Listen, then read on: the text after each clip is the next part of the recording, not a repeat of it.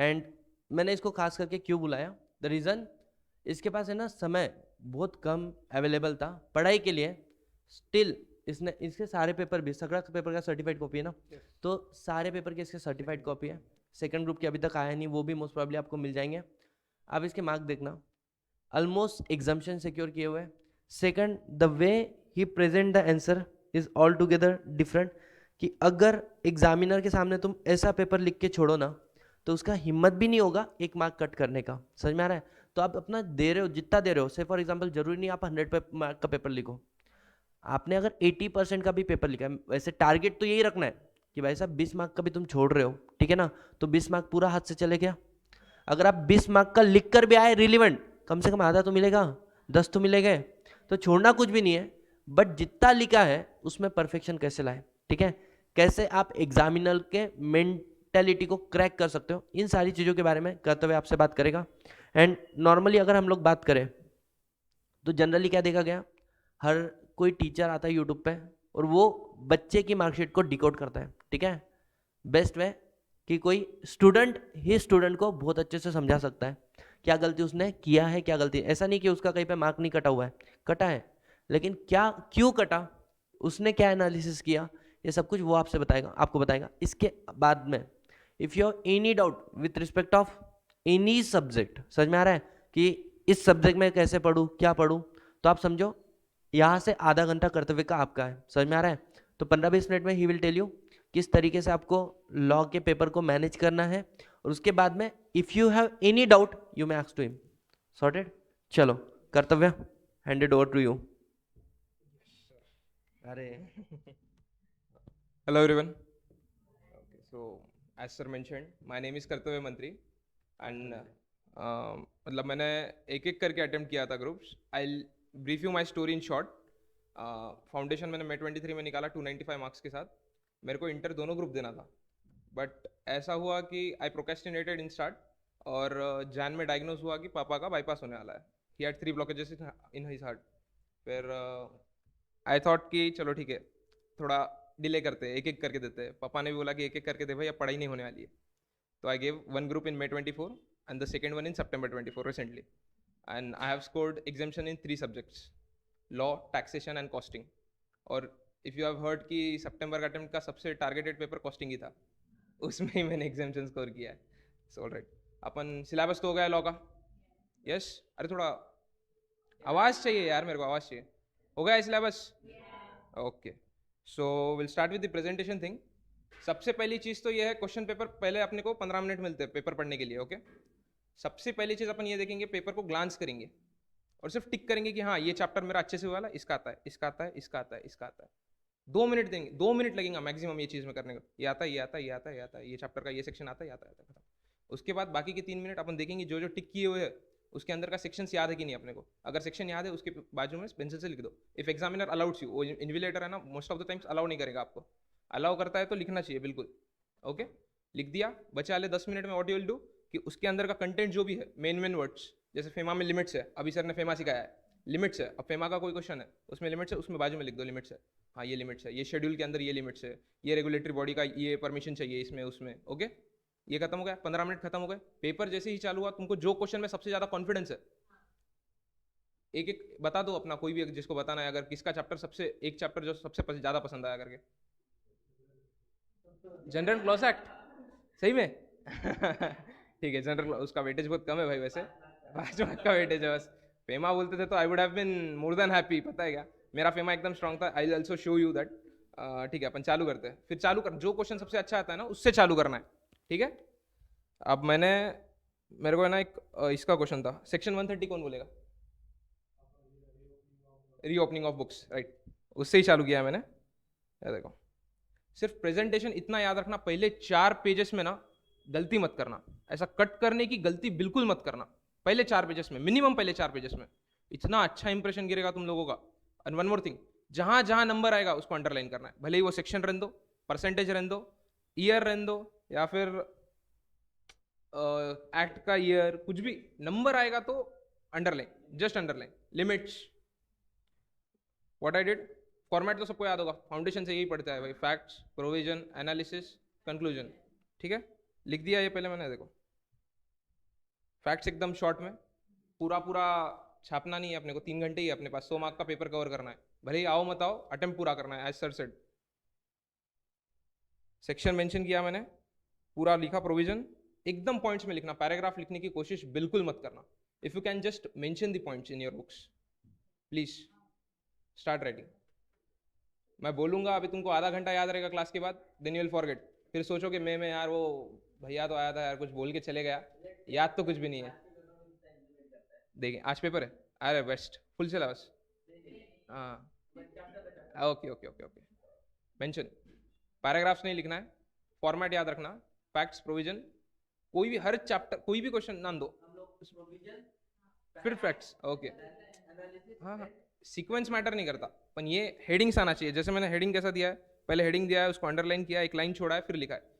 Pages के लिए बिल्कुल मत शर्माना, सप्लीमेंट पूरे पैसे दिए अपन ने, कितने देर एग्जाम फॉर्म फीस की, 1800 रुपये शायद, 1800 रुपये पर ग्रुप है शायद, तो बिल्कुल मत शर्माना, जितने खाली छोड़ देना यार, एक लाइन लिख के पेज खाली छोड़ देना, अपन पेजेस लेना। मैं दिखाता हूँ तुमको मैंने कैसे किया है, एक लाइन छोड़ना है। फॉर्मेट ये अगर तुम मेंशन कर सकते ना तो करो, कि एकदम एकदम खुला खुला लिखना, इंप्रेस हो जाना चाहिए यार वो सामने वाला, यार ऐसा बच्चा मेरा होना चाहिए था, क्या लिखा है इसने, ठीक है। Moving forward to the next question, rather than paragraphs बिल्कुल अवॉइड करना, कोई भी क्वेश्चन आने तो पैराग्राफ्स अवॉइड करना। अगर 2 सेंटेंस है, माय नेम इज कर्तव्य, कर्तव्य इज माय नेम, इसको भी 2 पॉइंटर्स बनाना, सेम सेंटेंस को। मैं बोल रहा हूँ, मजाक नहीं कर रहा हूँ, एक्चुअली एग्जामिनर इग्नोर समटाइम। अगर उसने मेरा प्रेजेंटेशन देख लिया कि हाँ हाँ ये प्रेजेंटेशन अच्छा है, तो उसको लगता है हाँ कंटेंट सही होगा, सेक्शन सही लिखा है, ऊपर ऊपर से पढ़ते हैं। उस एक सिंगल एग्जामिनर के पास 300 पेजेस 300 पेपर्स रहते हैं, उसको भगाना है, उसको फास्ट चेक करना है, हिल इग्नोर समटाइम्स, और उसमें अपने को मार्क्स मिलेंगे। आई शो यू, मेरे को मिले, इग्नोर किया है उसने एक जगह पे और मेरे को मार्क्स दिए। वापिस सेक्शन मेंशन करना, अपने को आता है, अपने कॉन्फिडेंस है ना, पहले अपन ने प्रोविजन में सेक्शन मेंशन किया, कंक्लूजन में भी मेंशन करो, अकॉर्डिंग टू दिस सेक्शन ये हुआ है। एनालिसिस का अलग बनाओगे तो भी चलेगा, कंक्लूजन में ही एनालिसिस डालोगे तो भी चलेगा, इट्स टोटली फाइन। हाँ, और एक ये चीज़ तो मालूम ही होंगी, अब इतने पेपर्स दिए तो क्वेश्चन 6 चालू करने के बाद क्वेश्चन 6 के ही बिट्स पूरे सॉल्व करना पड़ेगा, ठीक है। हाँ देखो, वापस इसमें सेक्शन वगैरह नहीं था कुछ भी, still I have mentioned the answer in pointers. अब मेरे को सेक्शन याद नहीं आ रहा था, चैप्टर याद था, चैप्टर डन है, रेलेवेंट ये डाल दिया, वो डाल दिया, एग्जामिनर इंप्रेस, भाई चैप्टर भी याद है इसको, ओके। हाँ, अब ये फॉर्म वगैरह भी आएगा ना कहीं पे कि रिटर्न फॉर्म में चाहिए, वर्चुअल फॉर्म में चाहिए, कुछ तो लिख के OR SR ये भी आएगा, तो इसको भी अंडरलाइन करना। ये 3-4 चीजें ही एक आंसर में रहेंगी, उनके पास जो आता है ना सजेस्टेड आंसर्स, उसमें 3-4 चीजें बोल्ड होती है आंसर में कि ये है कि नहीं, इसके बेसिस पे ही मार्क्स देना है। वो अगर अपने इसमें अंडरलाइन रहेगी ना, उसको इतना ईजी रहेगा अपना पेपर चेक करने के लिए, फटाफट टिक कर देगा वो, ठीक है।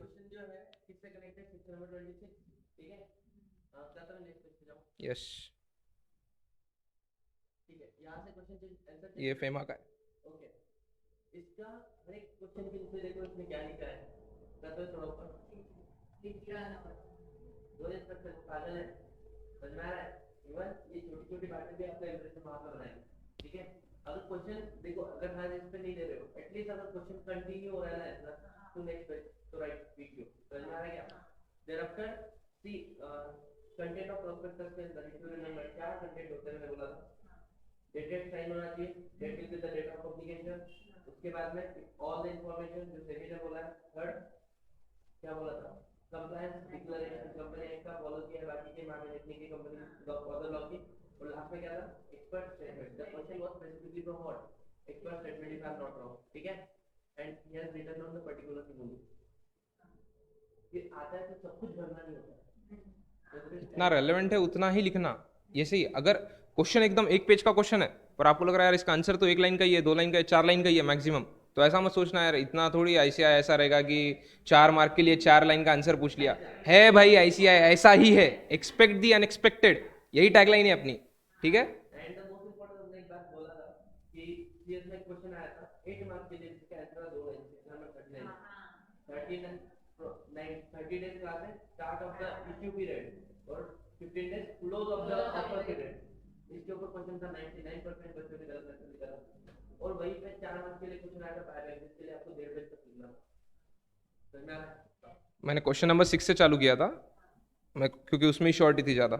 यू कैन सी मैंने कितना स्कोर किया है, 14 में से 12.5। सिर्फ फर्स्ट क्वेश्चन में 4.5, सेकंड में 4। हालांकि मेरे को बी श्योर भी नहीं था, मैंने तुक्का मारा एक्चुअली। मैंने रेलेवेंट जितना याद था उतना लिख दिया। Then comes the FEMA part, सबसे मोस्ट इंटरेस्टिंग मेरे हिसाब से तो। और किसी को लगता है क्या फेमा इंटरेस्टिंग? अरे कितना मस्त है यार, फ्री के मार्क्स है यार। सीए फाइनल का इधर आया है, फ्री के मार्क्स है। मैं बोल रहा हूँ ना, फ्री के मार्क्स है। खाली लिमिट्स याद रखना है, 3 शेड्यूल है, इतना सा चैप्टर है, इतना ज़्यादा वेटेज है ना इसका, बहुत मजा आएगा। अभी क्वेश्चन नंबर 6 में क्या था हमारे को, 3 बिट्स थे। नॉर्मली कोई स्टूडेंट क्या करेगा, सिंगल पेज पे एक बिट होने के बाद लगेज दूसरा चालू करेगा। वो मत करना। बिट्स भी है ना, क्वेश्चन के बिट में बिट है तो भी अलग पेजेस यूज करना।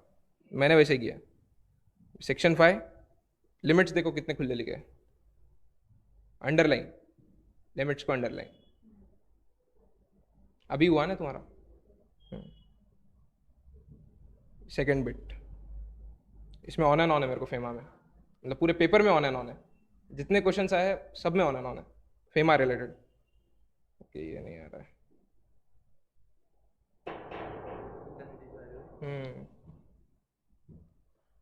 100 हुई होगी। तो तू देख मेरा मोबाइल 1%। मैं चालू कर दूँ।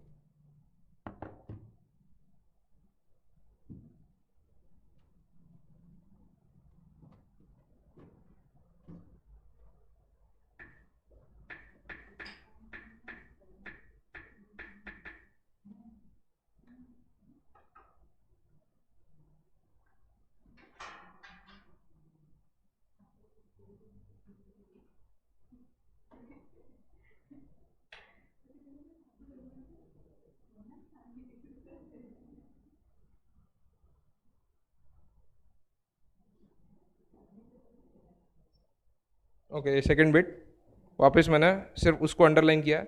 अगेन एंड अगेन पॉइंटर्स में लिखना, जितना खुला हो सकता है उतना खुला लिखना। अगर हैंडराइटिंग किसकी छोटी है यहाँ पे, छोटी एकदम बारीक लिखते हो, खुला लिखना। ऐसा नहीं अपने को 28 पेज की पहली सप्लीमेंट होती है उसमें ही पेपर मत खत्म कर देना। मजाक नहीं करो। मिनिमम मैंने इसमें कितने पेजेस यूज़ किए, 36। मेरी फाउंडेशन की अगर देखते थे ना 52 यूज़ किए थे मैंने फाउंडेशन के इसमें। इंटर में कम लगे मेरे को जल्दी खत्म हो गया पेपर।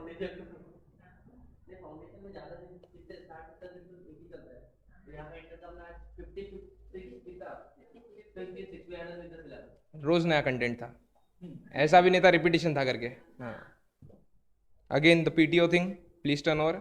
और अरे तुमको बोलूँ क्या, एग्जामिनर है ना 4 साल का बच्चा है, उसको सब बताने का अपने को। भाई मैंने ये सेक्शन मेंशन किया है, तो भी उसको दिखेगा नहीं, अंडरलाइन करो। आंख बंद करके देखता है वो, अंडरलाइन वाली चीज़ दिखती है उसको सिर्फ। ठीक है।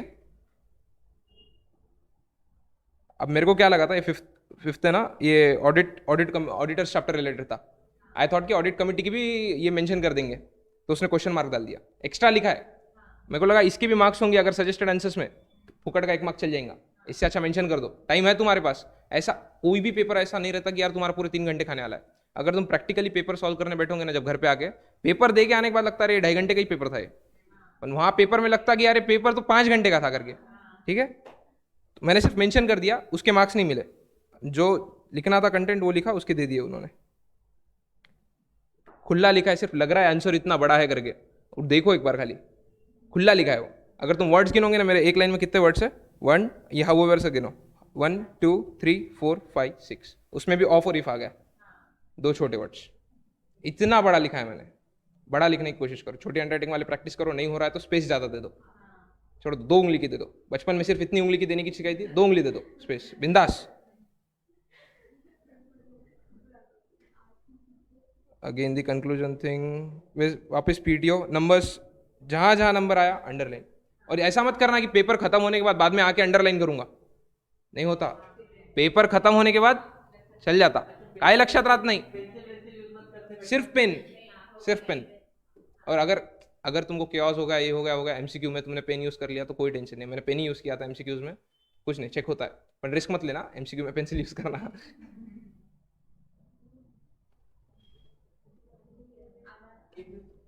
हाँ ये क्वेश्चन देखो, मेरे को बिल्कुल लिखने नहीं आ रहा था, सिर्फ अटेम्प्ट किया है 5 भी, 5 मार्क का था, 1.5 मार्क दे दिया मेरे को, सिर्फ अटेम्प्ट किया है बोल के।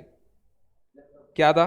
एलएलपी का, वो शायद विसल ब्लोइंग का था ये, आई गेस। हाँ, विसल ब्लो, जो इंफॉर्मेशन देता है तो उसको कुछ करना नहीं चाहिए, डिसरिगार्ड नहीं करना चाहिए या निकालना नहीं चाहिए, उस रिलेटेड मैंने लिखा कैसा है, एकदम casual language, as per the provisions of the related section of the limited liability act 2008। ये तो नॉर्मल है नहीं चाहिए। इसके बाद क्या है? The protection available for the whistle blower are as follows. याद ही नहीं था कुछ भी, नींद ले रहे थे हम क्लास के टाइम पे।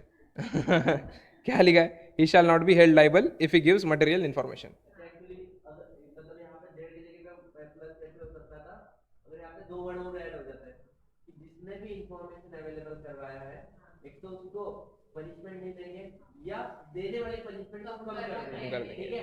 और उसके बाद में फिर एग्जैक्ट यही होना चाहिए कि उसको आश्वासन देंगे कि हम उसको क्या नहीं करेंगे, डिमोट नहीं करेंगे, हरेस नहीं करेंगे, सारी बातें। रिव्यू रिमेंबर मैंने यहाँ पे सतीश शेट्टी का केस बताया था, सीएस का, लोनावाला का, उसने ये किया था, जब विसल ब्लो किया था पब्लिक सेक्टर अंडरटेकिंग का, उसके अंदर उसका उसके 2 बच्चों का बॉडी मिला था, ठीक है, ओके, मेरे को सिर्फ ये प्रूडेंस वाली चीज़ है। हाँ? अगर कहीं कहीं तुम्हारा प्रूडेंस चलता है, सिर्फ सर का एग्जाम्पल याद आ रहा है तुमको, पर आंसर याद नहीं आ रहा है, सेक्शन याद नहीं आ रहा है, कुछ भी याद नहीं आ रहा है, सिर्फ एग्जाम्पल याद है, एग्जाम्पल रिलेटेड जो भी पॉइंट बना के लिख सकते हो लिख देना। ऐसा मत सोचना सामने वाला एग्जामिनर अपने को जज करेगा, यार इसने तो स्टोरी रिलेटेड लिख दिया, ये कर दिया, वो कर दिया। अपने को कोई फर्क नहीं गिरता, अपने को नहीं पता चलने वाला एग्जामिनर कौन है, एग्जामिनर को नहीं पता चलने वाला अपन कौन है, उसको ये भी नहीं दिखने वाला है कि तुमने लास्ट 9 महीने में क्या किया है, तुम्हारे सिर्फ 6 महीने बाकी है यहाँ से अभी, उसको कुछ नहीं दिखने वाला है तुमने क्या किया, उसको सिर्फ वो 3 घंटे में लिखे वाला कंटेंट दिखने वाला है, वो हिसाब से लिखना।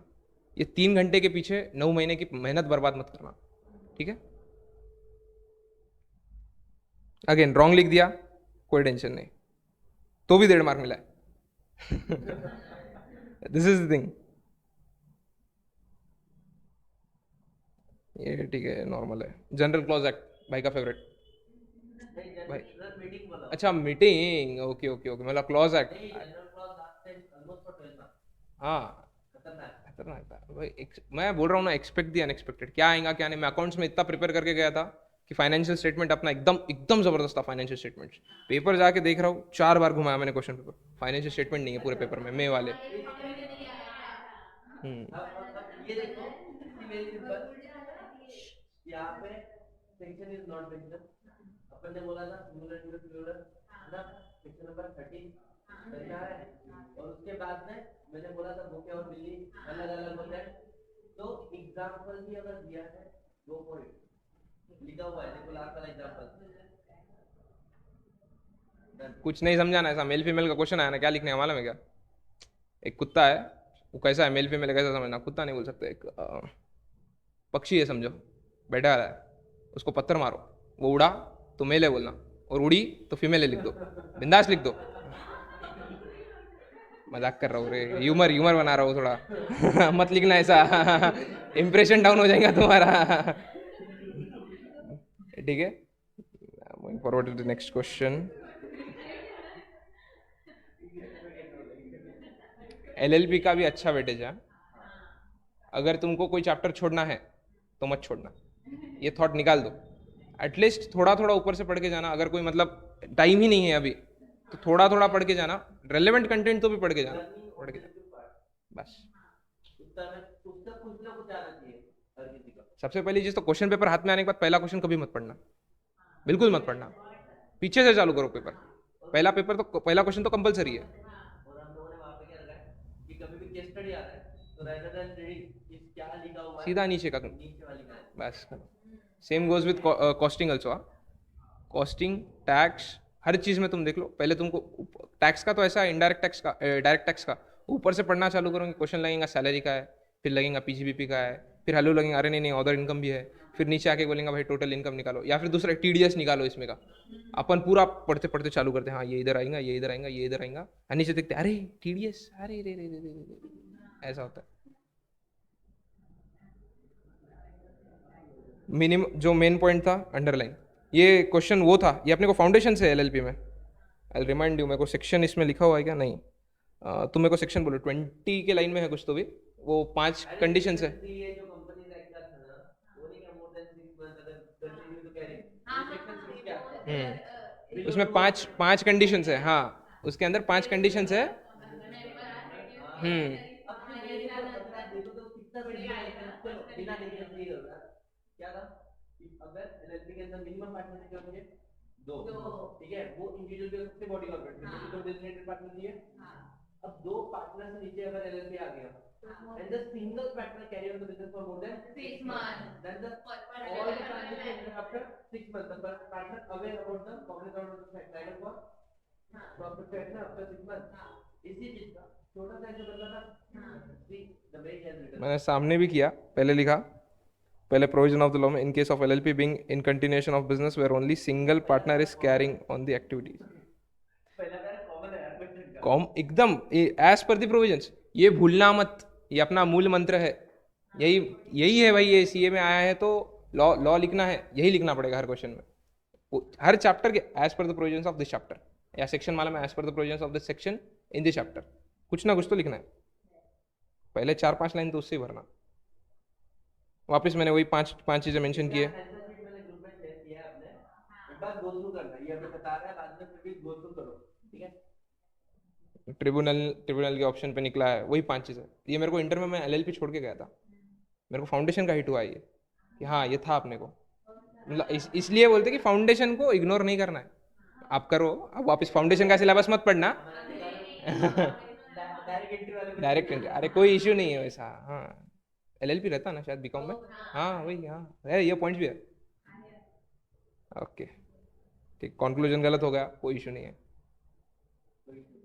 ये मैं इसकी स्टोरी लास्ट में बोलता हूँ, ये क्वेश्चन की जो गिचड़ बिचड़ दिख रहा है ना तुमको, खिचड़ी है, उसकी लास्ट में बोलता हूँ। 2C इसमें मैंने अंडरलाइन नहीं किया, ठीक है। एक जनरल क्लॉज एक्ट अगेन, ये रिगार्डिंग आई गेस वो अथॉरिटी, हाँ हाँ हाँ हाँ उसके रिगार्डिंग।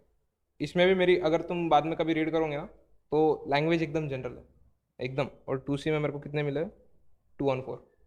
अच्छा इसका बहुत अच्छा बात इसमें क्या क्या बताएगा, एक एग्जांपल दिया है मिस्टर मिस्टर चंद्रा, जिसको अपॉइंट किया है उसको रिमूव करने का भी अधिकार आपके पास है, देखो लास्ट में।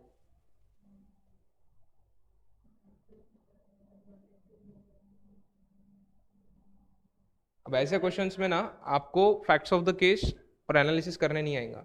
अगर छोटा क्वेश्चन है 4 मार्क का है, पता है कि इतना ही पॉइंट है भाई, जिसको अथॉरिटी दिया है अपॉइंट करने की उसके पास निकालने की भी है, तो तुम क्वेश्चन केस स्टडी को लेके, प्रोविजन को लेके, दूसरी बार 2C है ना, 8 ना। 4 में से 2, ठीक है। जनरल बोला था, इसमें सबसे इम्पोर्टेंट मैं बोला था, क्योंकि हर एक प्रोविजन को मैंने डबल मीनिंग दिया है, एक सिंपल मीनिंग जो मेरे लैंग्वेज में, और उसी के नीचे मॉड्यूल के पार्ट को स्क्वायर में तोड़ तोड़ के दिया है, जो नोट तुम लोगों के साथ में शेयर किए जनरल नॉलेज, ठीक है। इतना हो गया। हाँ ऐसे क्वेश्चंस में ना पूरे चारों पॉइंट साथ में लेके चलना, फैक्ट्स भी साथ में ही लिखना, कंक्लूजन भी साथ में ही दे देना, एनालिसिस भी साथ में ही करना। मैंने इसमें वही किया है, साथ में ही लिख दिया है सब पूरा, इसमें बाइफरकेट नहीं किया है, कर दिया तो वो भी बढ़िया हो जाएगा। और बढ़िया हो जाता था। स्पेशल रेजोल्यूशन, SR OR को मैंने बोला वापस अंडरलाइन करना, वो मत छोड़ना। ये शायद प्राइवेट कंपनी का है शायद, नहीं प्राइवेट प्लेसमेंट, हाँ हाँ। तो उसको है ना, अभी पेपर देकर 6 महीने से ज्यादा हो चुके हैं, ये उसका लास्ट अटेम्प्ट है। जब पहली बार उसने ग्रुप 1 दिया था तो ग्रुप 1 क्लियर हो गया था, तब का ये अभी बात कर रहे हैं। तो ऐसा हो सकता है ओवर अ पीरियड में बहुत सारी चीजें अपन लोग को भूल जाते हैं, स्टिल ही इज लाइक सब याद है। वापस वही है। सच 30 डेज क्यों दिया उसका, राइट लिखने को तो शायद भी नवीक में यो नहीं आ रही है। कौन सी, अच्छा see in case of private placement जो अपना ही होता है, return of account will be filed within how many days, 30 days. In case of public within, sorry 15 days in case of private placement and 30 days in case of public placement. वो भी का नहीं है, 15 days आने mention नहीं करे हो। मतलब नहीं 15 भी लिखे हो, दोनों मेंशन करे हो, private placement and public placement यो नहीं करे हो, मेंशन नहीं करे हो। मैं भी कंफ्यूज मत हो। दोनों मेंशन कर दिया, दोनों मेंशन कर देना कहीं। नेक्स्ट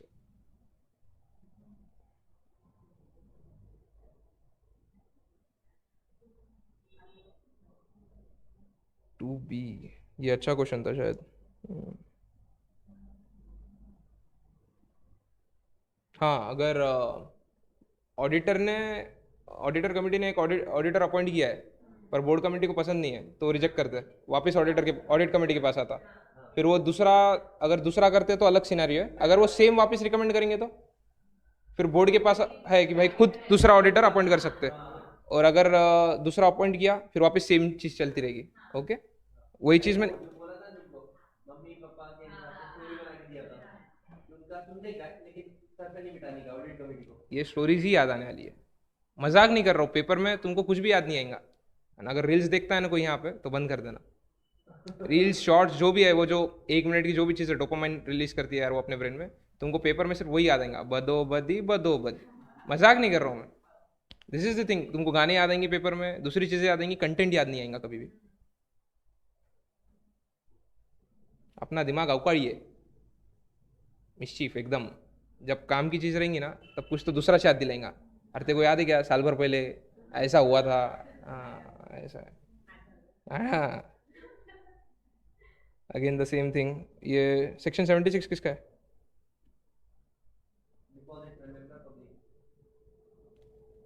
डिपॉजिट में भी बहुत सारे लिमिट्स हैं, डिपॉजिट चैप्टर में, ये छोटे छोटे चैप्टर्स ना इग्नोर मत करना, डिविडेंड, रजिस्ट्रेशन, ये चैप्टर्स इग्नोर मत करना, ये यहाँ नहीं दिख रहे हैं तुमको पर ये एमसीक्यू में अच्छा रोल प्ले कर रहे थे।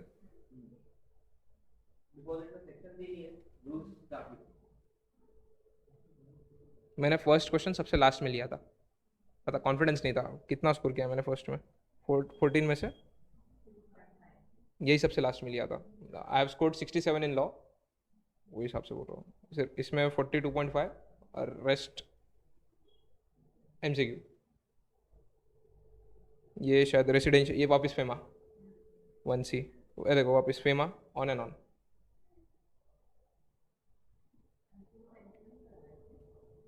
डिपेंड्स अपॉन यू, अगर टाइम पे कर दिया ना पेन से तो डरना मत, कर देना फिर पेन, अगर ध्यान था वहाँ टाइम पे ध्यान आ गया। ये भी तो है कि अगर तुमने पेन से सॉल्व कर लिया है और फिर घर पे आके अगले पेपर में तुम ट्राई करना छोड़ के यार मेरा क्या होगा, सर मैं तो ऐसे कर दिया, अब वो छोड़ो, फिर अगला पेपर सॉल्व करोगे। कर दिया बढ़िया है, आइडियली पेन से जाओ और पेन से कर लिया, छोड़ देना, टेंशन मत लेना, हो जाएगा चेक।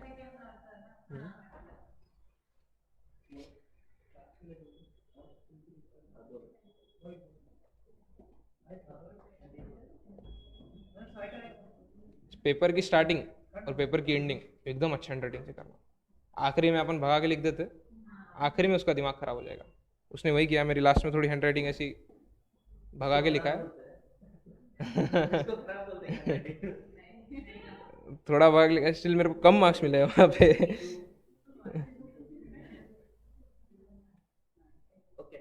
अटेम्प्ट किया है मैंने, क्वेश्चन देख लेना एक बार।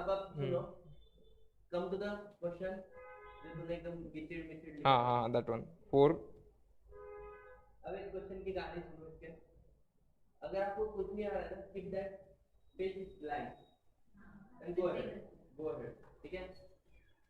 हाँ हो गया, अभी 10:30 का ऑलमोस्ट, मेरा भांजा है ये एंटर हो चुका है, इसका पेपर बता रहा पंकज सर है अकाउंट का। Good morning sir. मेरा 10:30 को गूगल मीट इंटर हो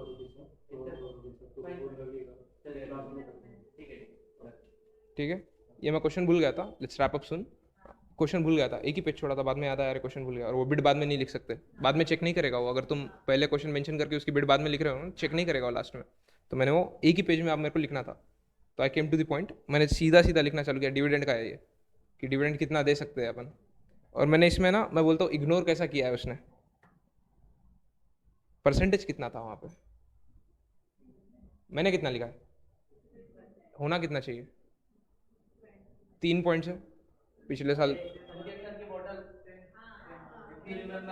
रिजर्व कितना रखना चाहिए, 25, 10, तो मैंने गलत लिखा है, उसने इग्नोर कर दिया, अंडरलाइन करके भी उसने इग्नोर कर दिया, क्योंकि उसने स्टार्टिंग से देख रहा है कि उसको समझ रहा है भाई इसने सेक्शन भी लिखा है, सब लिखा है।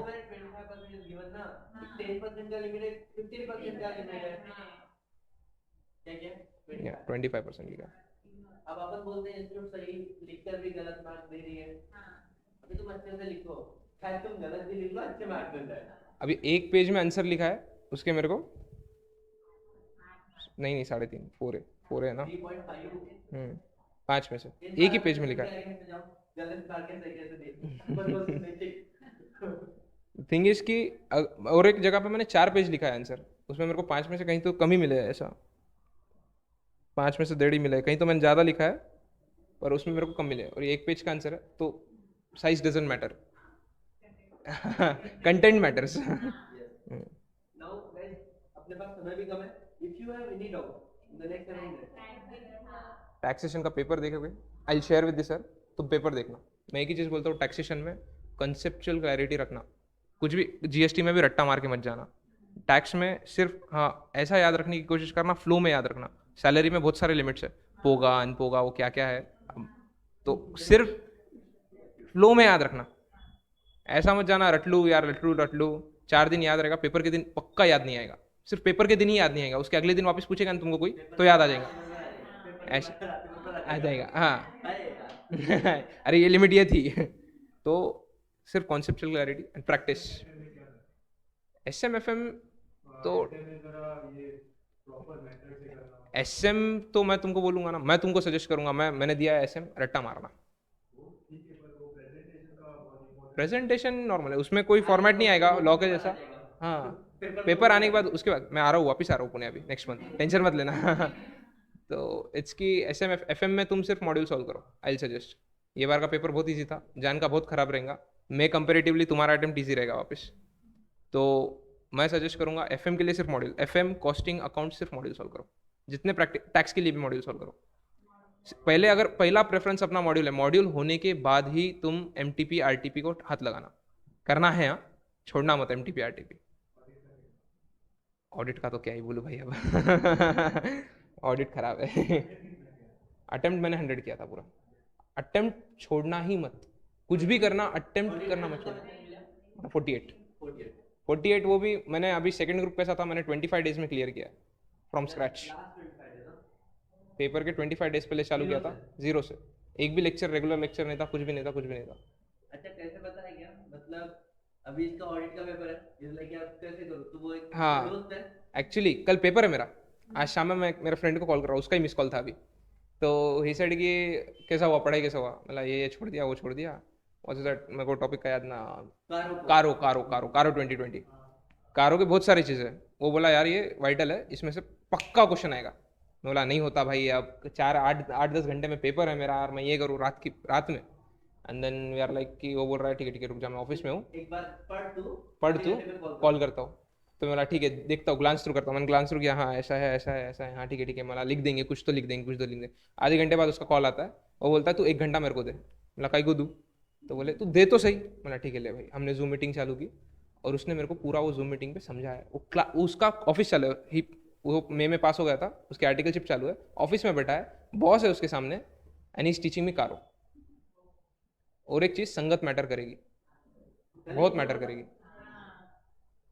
तुम्हारा कंपटीशन तुम्हारा फ्रेंड नहीं है, तुम खुद हो, फ्रेंड तुम्हारा कंपेनियन है, साथ में बढ़ो। ऐसा नहीं है कि मार्क्स मेरे को ज़्यादा है देख रहे, ऐसा नहीं है भाई, तेरे को कम आए ना। वो बोल रहा है तू मेरी कंपनी में तेरे साथ ऐसा मत करना। तुम क्या उस बात से चल रहा है. कहीं अगर एक जन पीछे गिर रहा है ना, उसको खींच के ऊपर लाओ, ना कि एक जन जो ऊपर है नीचे ही गिराते रहो, या जो ऊपर है उसको नीचे लाओ, ऐसा मत करना। बहुत मैटर करेगी ये चीज़ें। अगर तुम्हारा साथी अच्छा, उसने मेरे को 1 घंटे में पूरा कारो सिखाया, और उसने 3-4 उसमें कुछ तो क्लॉजेस उस पर ज़्यादा फोकस किया, और वो 4 में से 1 आ गया, और उसमें मेरे को ऑन एंड ऑन मार्क्स है ऑडिट में, सेम टू सेम छाप के आ गया मैं। अगले दिन ऑडिट के पेपर में देखा, खुश। FMSM आपने मेंशन किया, FMSM के 1 दिन पहले मेरे घर पे श्राद्ध था, सब बुआ फूफा जी, अत्या फूफा जी वगैरह सगळे होते घरात। तो पूरा दिन चले गया मेरा, जो प्रिपरेशन का 1 दिन मिलता है पूरा चले गया। SM के सिर्फ 2 चैप्टर प्रिपेयर किए थे मैंने, 3 छोड़ दिए। रूम को देखना कभी है ना, जल्दी ऑलटुगेदर डिफरेंट, मतलब वो वाइट जो होते हैं ना, मैं गया हूँ इसको मिला हूँ, प्रॉपर स्टडी किया वहाँ पे उसका बैठने का, और फिर तुम निगरानी करो इसके बारे में खड़े रह के, इसको घंटा फर्क नहीं पड़ता, काइंड ऑफ जबरदस्त। And there are so many things जो मैं बोलता हूँ ना, कि इसको देखने के बाद में ना मुझे मेरी खुद की याद आती है, ऐसा है, there are so many things जो हम लोगों में मैच करते हैं, ये मेरे से बहुत एडवांस है, बट हाँ कुछ कुछ मैच करता है, ऐसा है। कॉमन है, हम स्ट्रगल स्टोरी सेम है, we can say this is the thing. किसी को और डाउट है सब्जेक्ट से रिलेटेड, मैं तुमको है ना गाइड करूंगा, पेपर बता के ही मेरे को अच्छे से गाइड करने का। Still I share the taxation paper, you can have my number, you can call me any time, I am free for you all. सिर्फ 6 बजे के बाद में करना, या तो सुबह 5 बजे के पहले, क्या हो सकता है वो करो, 5 बजे के पहले करो, I will pick up the call, बिंदास, ठीक है। This is the things. और कुछ, और पेपर में जाते वक्त ना कॉन्फिडेंस रखना सिर्फ खुद में। पहले जब पैर रखोगे ना एग्जाम हॉल में, सिर्फ ये सोच के चलना कि पहले घंटे में 40 सिक्योर करना है, उसके बाद सोचना एग्जामेशन का दूसरे घंटे में, उसके बाद 80+60 एग्जामेशन तो पक्का आएगा। ये मेंटालिटी के साथ जाओगे ना कि आएगा आएगा आएगा आएगा, और छोड़ना मत यार 3 घंटे में ना। मतलब एक क्वेश्चन जो अच्छा आ रहा है यही सजा के लिख देता हूँ, इसमें एग्जामिनर खुश होकर 4 मार्क का क्वेश्चन है 40 दे देगा, ऐसा नहीं होने वाला है, नहीं होएगा ऐसा, बिल्कुल नहीं होएगा ऐसा। पूरा अपने को पूरा पूरा पेपर अटेम्प्ट करना है, ठीक है। अकाउंट्स में मेरे बहुत लगे थे भाई, मैंने एक भी सुन, मैं देखो क्लियरली बोलता हूँ, सुन सुन सुन सुन सुन, एक भी एस नहीं किया था मैंने। I was only depended on the chapters, और उसमें भी मेरा फाइनेंशियल स्टेटमेंट नहीं आया, तो मेरे 14 मार्क तो वहीं चले गए। एएस का मेरे को सिर्फ ऊपर ऊपर से नॉलेज था कि भाई ऐसा ऐसा होता है। पीपी मैंने किया नहीं था, पीपी का एक क्वेश्चन था मे में, अगर तुम देखोगे तो मेरे को फाउंडेशन से रिलेटेड लगाओ, मैंने अटेम्प्ट किया, उसमें मार्क्स आ गए मेरे को। मतलब कहीं ना कहीं लक फैक्टर है, मैं पास नहीं होता मेरे, अगर तुम सोचो हाँ अरे ये 25 दिन में पास होगा, अपन 20 दिन में कर लेंगे, क्या फर्क गिर नहीं 30 में कर लेंगे, ऐसा नहीं होएगा। मैंने वो बोला था तुम लोगों को, भगवान की चाबी और अपनी चाबी है ना, इसकी अपनी चाबी मेहनत वाली थी, भगवान की भी साथ में थी, तो साथ में दोनों खुल गया दरवाज़ा। और वो डेस्टिनी वाला अगर पॉइंट बताया होगा सर ने, बहुत सारे रास्ते होते हैं सामने, बहुत सारे दरवाजे होते हैं, ऐसा नहीं है एक ही दरवाज़ा है किस्मत का, वही खोलते रहेंगे तो यार अल्टीमेट सीए बन जाएंगे करके, ऐसा नहीं है। 5-6 दरवाजे है, अपने को चूज करना है, ऐसी मेहनत करेंगे तो ऐसा है, ऐसी मेहनत करेंगे तो ऐसा है। मतलब व्हाट वी मीन टू से कि काफी बार बच्चा फेल हो जाता है, ठीक है, don't go the same way, नहीं तो रिजल्ट भी वही आएगा जो पहले आया था। रास्ता अगर बदलना। तुमने झाड़ देखा है, ट्रीज कैसे आड़ी टेढ़ी होती है ना, ये नहीं तो ये सही, ये नहीं तो ये सही, ये नहीं तो, आपको ट्रायल एंड एरर करते रहना पड़ेगा जब तक आपको सक्सेस नहीं मिलती। That's all. और कुछ क्वेश्चन है? अगेन मैं एक बात बताता हूँ आपको कि don't worry if you feel at any point of time कि सर हमारा हो चुका है अभी ये पूरा group, we are done with the law, ठीक है, इसके बाद में भी at any point of time sir एक मीटिंग रखते हैं अपन लोग, तो वैसे भी रख सकते हैं हम लोग, एक मीटअप रख लेंगे जिसके अंदर अपन इसको बुला लेंगे साथ में, and whatever the doubt you have is going to resolve each and every single doubt, समझ में आ रहा है, टू द एक्सटेंट पॉसिबल। उससे तुम बोलोगे अब ये सब्जेक्ट ये चैप्टर पढ़ा, तो बोलेगा जयराम जी की अच्छा पॉसिबल है तो वो भी कर देगा, बट डिपेंड। हाँ विजन चाहिए तो I'll give you that। Okay. I am already mentoring students, मैंने फाउंडेशन के 8 बच्चे पास कराया अभी, अरे मतलब रिपीटर्स थे। तुम यकीन नहीं करोगे, इसने अभी काफ़ी सारे पेपर वगैरह चेकिंग वगैरह इसके पास है, और बहुत रिनाउंड इंस्टीट्यूट के क्लासेस के, समझ में आ रहा है, ही वॉज रेगुलर। अच्छा हर एक आंसर को प्रॉपर कमेंट होता है, ठीक है, मोस्ट प्रोबेबली तुम्हारे आगे से जो पेपर रहेंगे वो गो थ्रू करेगा सारे। हाँ चलो, so this is all from our side, thank you so much Kartavya, and thank you so much guys, है एक ना। बार मेरे को इंतजाम दिखाओ, तुम फाउंडेशन और डायरेक्ट एंट्री जो भी है, यहाँ क्लास में बैठने के लिए ना 9 महीने बहुत गट्स लगते हैं, एक बार खुद के लिए ताली बजाओ। Let's have a ground of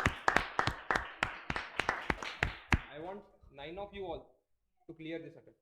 दोनों ग्रुप दे रहा हूँ ना sir, both groups.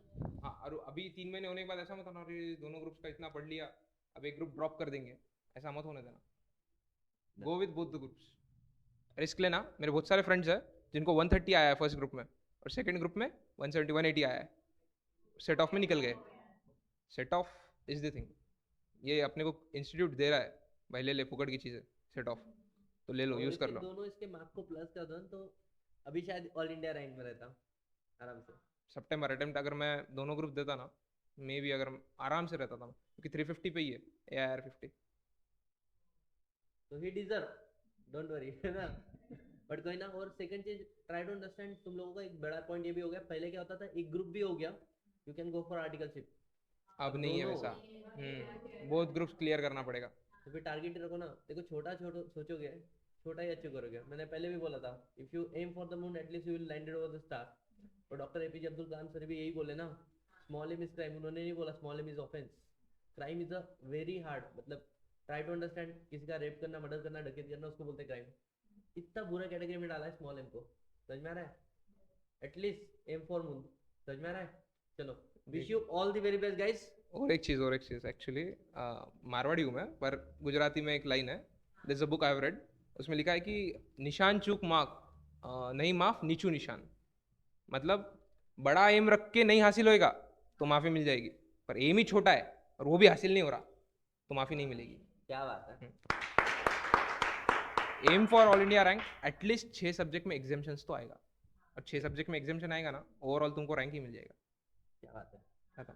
Yes, okay, thank you. Rank is the by product of your मेहनत। क्या बात है। और वो बात हमेशा याद रखना, मैंने बोला था हर कोई मेहनत किसके लिए कर रहा है, लड़ किसके रहा है, पास होने के लिए। पास होना है ना बेटा। अगर ऑल इंडिया रैंक के लिए देखो तो वहाँ पे तो वैक्यूम बना हुआ है, लोग उसके लिए मेहनत कर ही नहीं रहे, वहाँ पे बिना कंपटीशन का है, उधर जाओ। ठीक है, चलो, thank you so much guys. Thank you everyone. अबे एनर्जी के साथ में, है ना? बार जोर से।